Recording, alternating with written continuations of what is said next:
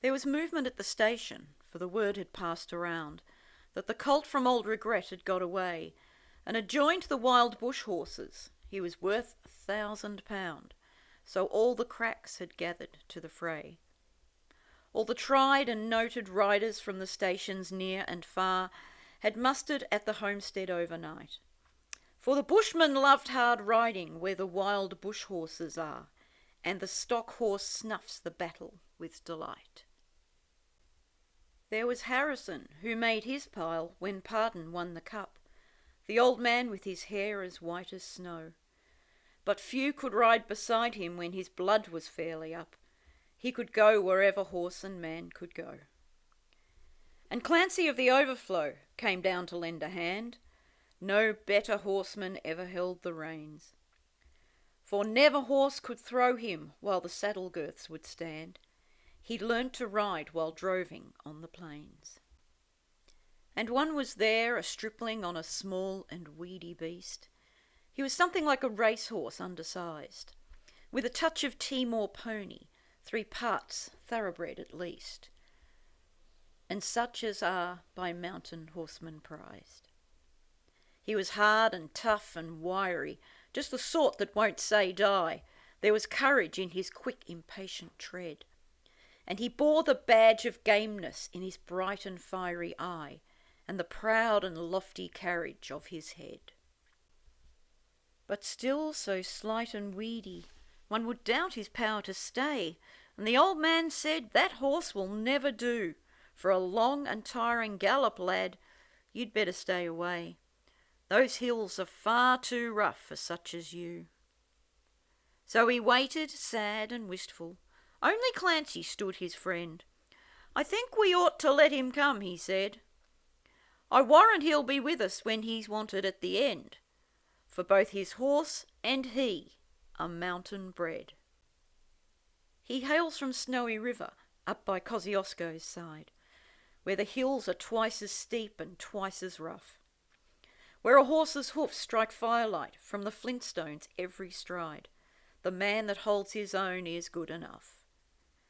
And the Snowy River riders on the mountains make their home, where the river runs those giant hills between. I've seen full many horsemen since I first commenced to roam, but nowhere yet such horsemen have I seen. So he went. They found the horses by the big mimosa clump. They raced away towards the mountain's brow, and the old man gave his orders, "Boys, go at them from the jump. No use to try for fancy riding now. And Clancy, you must wheel them, try and wheel them to the right. Ride boldly, lad, and never fear the spills.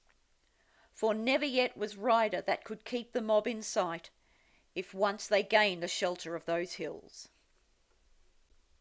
So Clancy rode to wheel them. He was racing on the wing, where the best and boldest riders take their place. And he raced his stock horse past them, and he made the rangers ring with the stock whip as he met them face to face. Then they halted for a moment, while he swung the dreaded lash, but they saw their well-loved mountain full in view, and they charged beneath the stock whip with a sharp and sudden dash, and off into the mountain scrub they flew. Then fast the horsemen followed, where the gorges deep and black resounded to the thunder of their tread, and the stock whips woke the echoes, and they fiercely answered back from cliffs and crags that beetled overhead. And upward, ever upward, the wild horses held their way, where mountain ash and Kurrajong grew wide. And the old man muttered fiercely, "We may bid the mob good day, no man can hold them down the other side." When they reached the mountain's summit, even Clancy took a pull. It well might make the boldest hold their breath. The wild hop scrub grew thickly, and the hidden ground was full of wombat holes, and any slip was death. But the man from Snowy River let the pony have his head, and he swung his stock whip round and gave a cheer, and he raced him down the mountain like a torrent down its bed, while the others stood and watched in very fear. He sent the flintstones flying, but the pony kept his feet. He cleared the fallen timbers in his stride, And the man from Snowy River never shifted in his seat. It was grand to see that mountain horseman ride. Through the stringy barks and saplings, on the rough and broken ground, down the hillside at a racing pace he went. And he never drew the bridle till he landed safe and sound at the bottom of that terrible descent.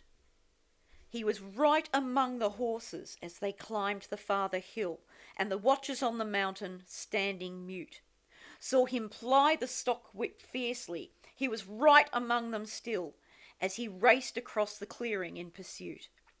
Then they lost him for a moment, where two mountain gullies met, in the ranges, but a final glimpse reveals.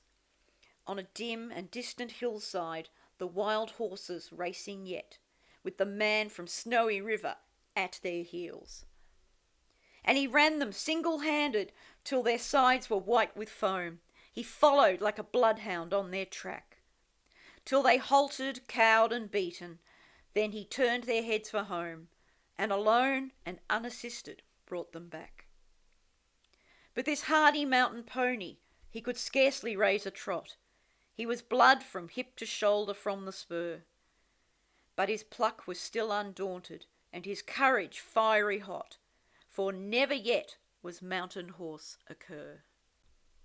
And down on Kosciuszko, where the pine-clad ridges raise their torn and rugged battlements on high, where the air is clear as crystal, and the white stars fairly blaze at midnight in the cold and frosty sky, and where around the overflow the reed beds sweep and sway to the breezes, and the rolling plains are wide, the man from Snowy River is a household word today, and the stockmen tell the story of his ride.